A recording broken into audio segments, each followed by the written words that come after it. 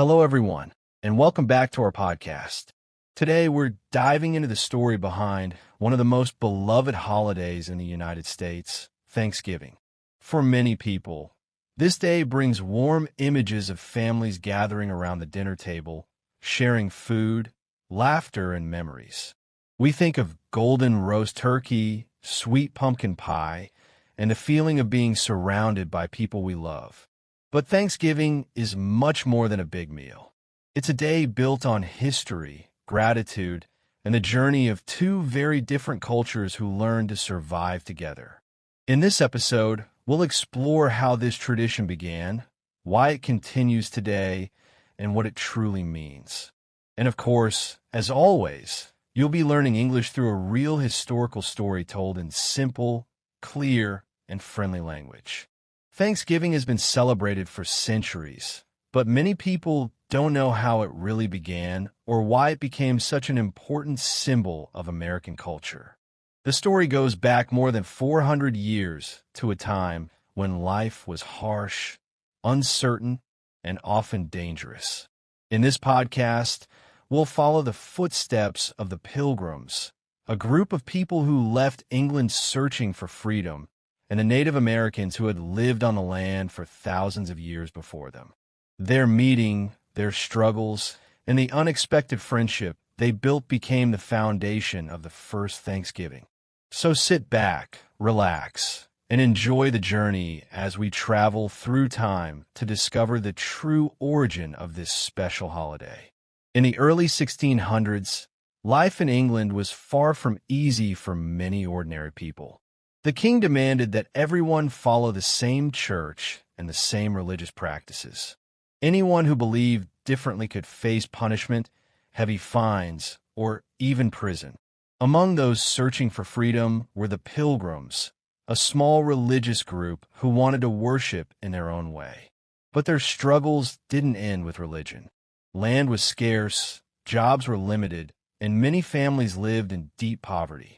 The idea of a new world, a place across the ocean filled with forests, open land, and opportunity, began to feel like a promise of hope.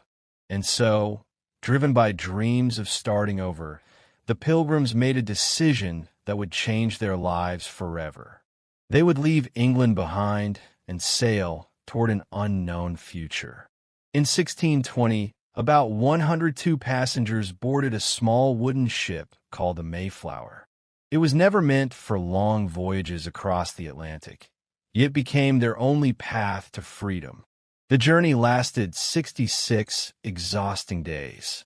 The ship was crowded, the air was damp, and storms constantly shook the vessel. Many people became seasick, some grew weak, and fear was a constant companion.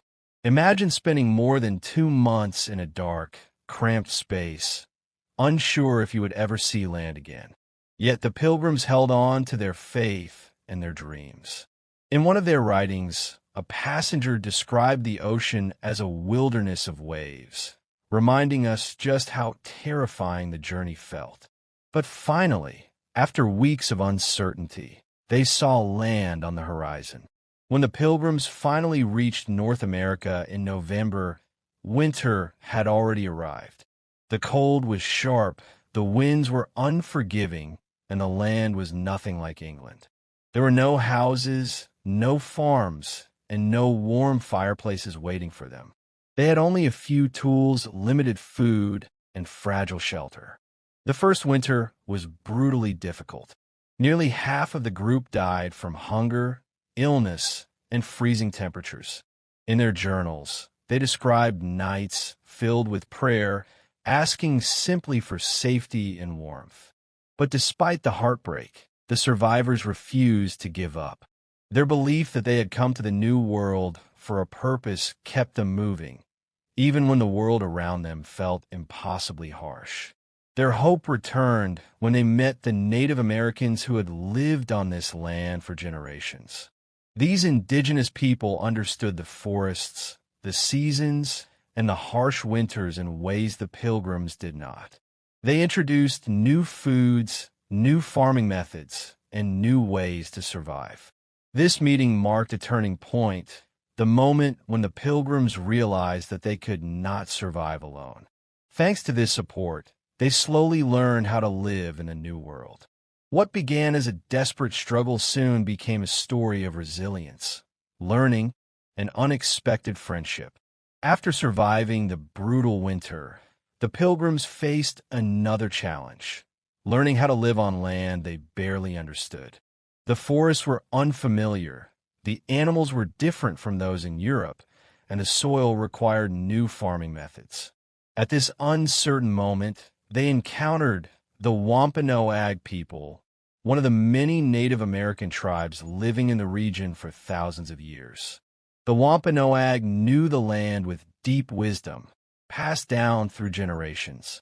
Their leader, Chief Massasoit, approached the Pilgrims with caution, but also with a vision for peace. Both sides had reasons to be careful, yet both also understood that cooperation could bring safety. This first contact was more than a meeting, it was the beginning of a relationship that would change the future of the colony. Among the Wampanoag was a man who would become one of the most important figures in the Pilgrim survival, Squanto. Unlike others, Squanto spoke English, a skill he gained after being taken to Europe years earlier before eventually returning home. His story was marked by loss and hardship, yet he chose to use his knowledge to help the newcomers. Squanto taught the Pilgrims how to plant corn, a crop essential to survival in the region. He showed them how to use fish as fertilizer to nourish the soil, how to identify edible plants, and how to fish the local rivers. His guidance transformed the Pilgrims' daily lives. With each lesson, they gained not just knowledge, but also hope. As the months passed, the Pilgrims and the Wampanoag began to build trust. They shared tools, exchanged food, and learned from one another. The Pilgrims discovered new techniques for farming and hunting, while the Wampanoag learned about European goods and tools. Even with cultural differences, both sides recognized the value of cooperation. A fragile but meaningful friendship grew. Historical accounts describe this period as one of mutual respect, with both communities working together for survival. This partnership was not perfect, but in a time of uncertainty, it offered strength. It is this rare moment of connection that forms the heart of the Thanksgiving story. By the following autumn, the Pilgrims had something they had not experienced since their arrival: stability.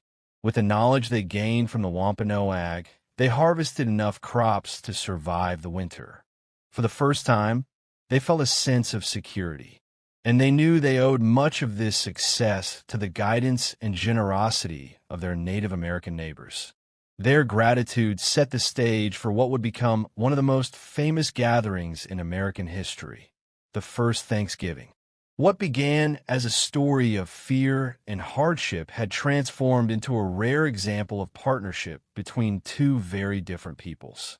By the end of that first year, the relationship between the Pilgrims and the Wampanoag had grown into something unexpectedly strong.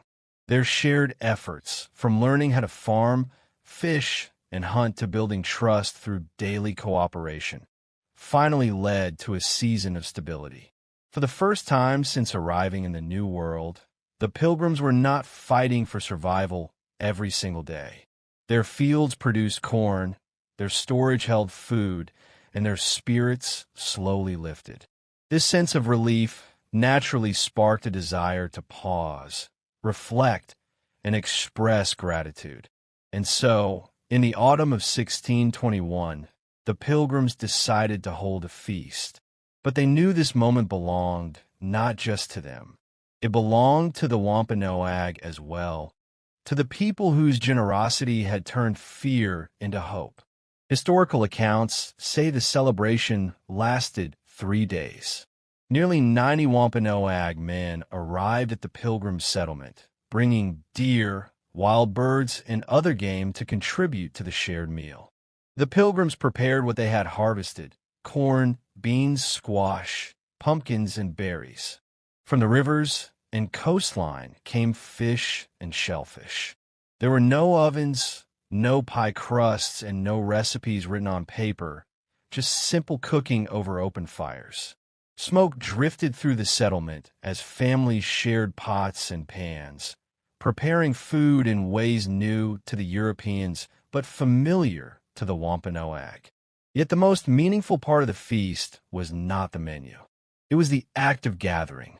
Two different peoples sitting side by side, connected by gratitude rather than fear. As the feast continued, the settlement filled with sounds of celebration, laughter, friendly games, and the soft rhythm of conversation. People challenged each other in archery and other skills. Children watched with curiosity, learning pieces of two cultures at once. The Pilgrims shared what tools they had, while the Wampanoag demonstrated hunting techniques and traditional practices. Women from both groups exchanged knowledge about preparing meals using ingredients found in the New World. Though they spoke different languages, gestures, patience, and goodwill became their bridge. In these moments, the hardships of the previous winter felt distant, replaced by a rare sense of understanding between two very different worlds. The first Thanksgiving was not a perfect moment, nor was it the start of everlasting peace. But it was a sincere expression of gratitude, the Pilgrims giving thanks to God, to nature, and to the Wampanoag whose guidance had been essential. It was also a reflection of the human desire to come together after hardship. Even though future years would bring challenges and conflicts, this brief moment of harmony left a lasting mark on American history. Today, the story of that first feast continues to remind people that Thanksgiving is not only about food and tradition, but also about connection, humility, and shared humanity. After the first Thanksgiving feast of 1621, the Pilgrims and the Wampanoag returned to their daily routines, carrying with them the memory of those rare days of unity. That early celebration, however, did not immediately become an annual tradition, nor was it widely known across the colonies.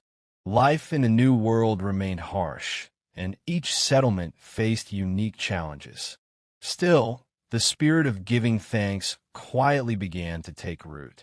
In the decades that followed, communities in New England held their own days of Thanksgiving, often after a plentiful harvest, a military victory, or relief from hardship.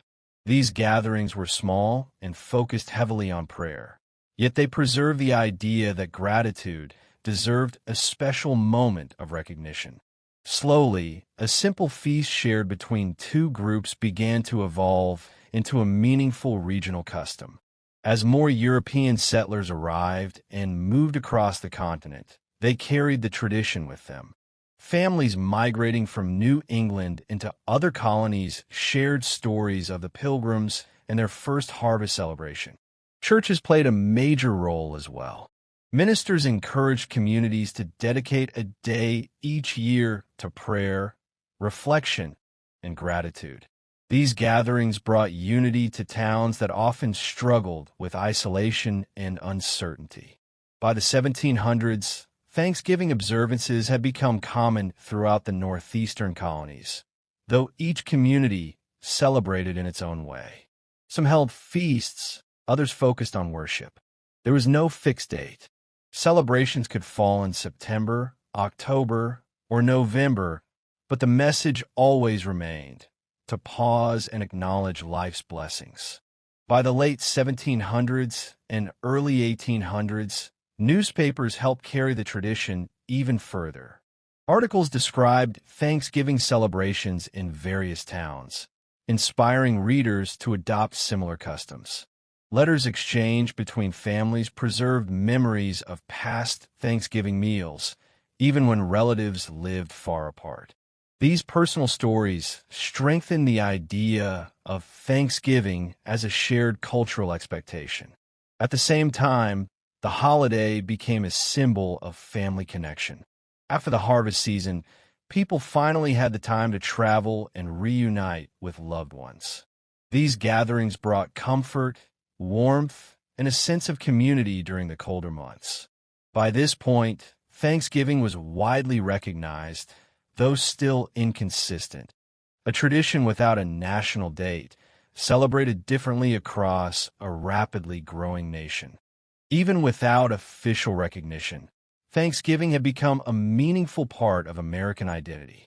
It reminded communities of the Pilgrims' struggles, the help of the Wampanoag, and the power of cooperation in difficult times. It celebrated resilience, gratitude, and togetherness, values deeply cherished by early Americans. Yet as the country expanded, the lack of a unified date created a sense of imbalance. Some states celebrated in October, others in November, and some did not celebrate at all. Many leaders believed that a national holiday could help strengthen unity. The idea slowly gained support, but it would take one persistent woman, and eventually a president, to transform Thanksgiving from scattered local traditions into one shared national celebration. For many years, Thanksgiving remained a regional tradition, celebrated differently from one state to another.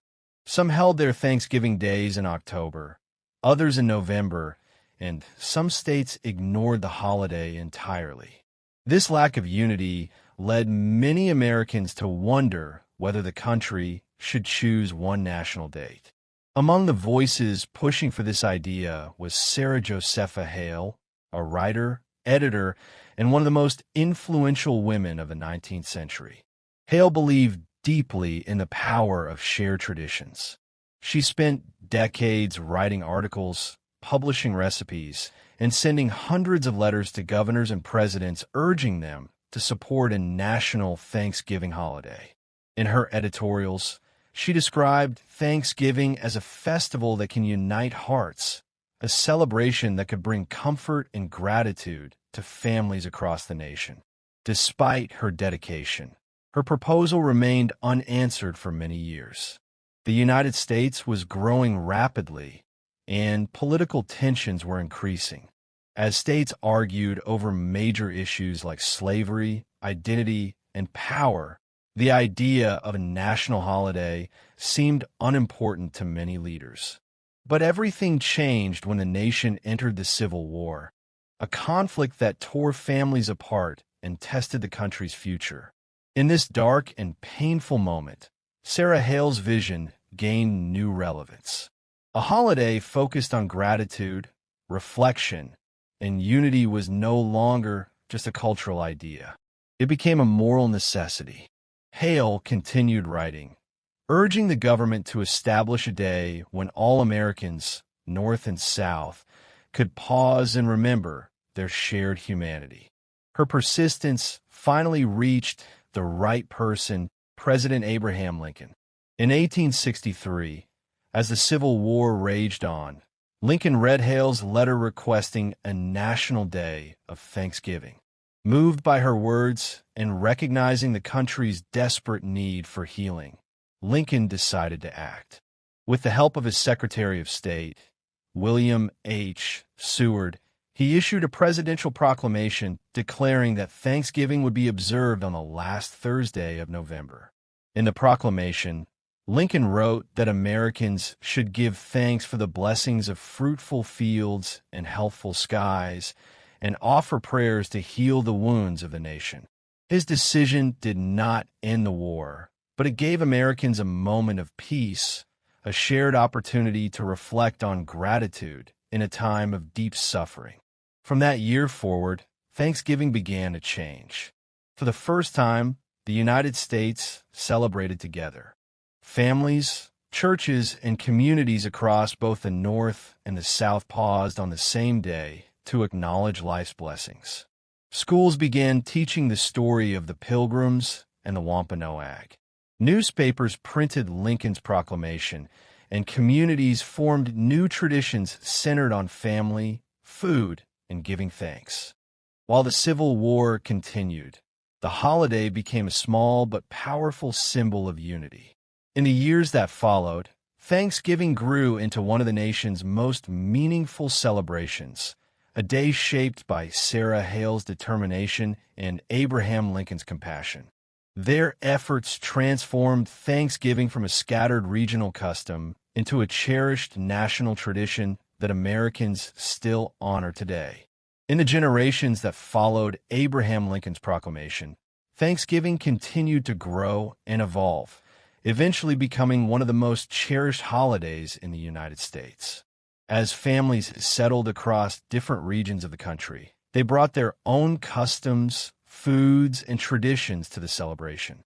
By the early 20th century, Thanksgiving had transformed from a simple day of prayer and gratitude into a national ritual centered around family gatherings and shared meals. The image of a roasted turkey at the center of the table became iconic, and recipes for stuffing, cranberry sauce, and pumpkin pie began appearing in cookbooks across the nation. While the foods varied from region to region, from Southern cornbread to New England seafood, the heart of the celebration remained the same: a moment to pause, to gather, and to be thankful. As cities grew and technology advanced, Thanksgiving found new ways to bring people together. Large public events, such as parades, became part of the tradition. The most famous of these, the Macy's Thanksgiving Day Parade in New York City, began in 1924 and quickly became a national spectacle. Giant balloons, marching bands, and festive floats delighted millions of Americans who watched in person or gathered around their radios and, later, their televisions. Another tradition emerged at the same time: football games held on Thanksgiving Day. Teams from colleges and professional leagues played in front of huge crowds, and watching football soon became a reunion ritual for many families. These modern traditions added excitement and entertainment, blending seamlessly with the holiday's older values of gratitude and togetherness. But Thanksgiving has never been only about celebration. It has also become a time to give back. Across the country, volunteers prepare meals for the homeless, deliver food to seniors, and support organizations that serve people in need. Many families make it a yearly tradition to donate groceries or spend part of the day helping at shelters. Communities host charity runs, often called turkey trots, to raise money for local causes. This spirit of service reflects one of the holiday's deepest messages: gratitude grows when it is shared. Thanksgiving encourages people not only to appreciate what they have, but also to extend kindness to others, continuing a legacy that began with cooperation and generosity centuries ago. As America continued to grow throughout the 20th and 21st centuries, Thanksgiving took on new layers of meaning that reflected the country's changing identity. No longer just a day connected to Pilgrims and Native Americans, it evolved into a cultural symbol that touched nearly every aspect of American life. For many families, Thanksgiving became a yearly ritual that reinforced unity, tradition, and a sense of belonging. In workplaces and schools, the holiday signaled the beginning of the winter season, a time to slow down, reconnect, and prepare for the year's end. Television specials, school plays, and community events helped pass the story of Thanksgiving from one generation to the next. At the same time, Thanksgiving also became a moment for deeper reflection. As historical research expanded, Americans began reconsidering the traditional narrative they had grown up with. Many indigenous voices called attention to the hardships faced by Native American communities after European settlement. Some groups chose to observe the day as a national day of mourning, honoring ancestors, and acknowledging the pain that followed colonization. These perspectives did not erase the value of Thanksgiving, but they broadened it, encouraging Americans to approach the holiday with both gratitude and awareness. Despite these evolving viewpoints, Thanksgiving continued to anchor itself as a celebration of connection. Families traveled across states just to spend a few hours together. College students returned home. Military members received special leave, and communities opened their doors to those who had nowhere else to go. The holiday became one of the busiest travel periods of the year, demonstrating how deeply people valued time with loved ones. In many homes, traditions blended cultural backgrounds.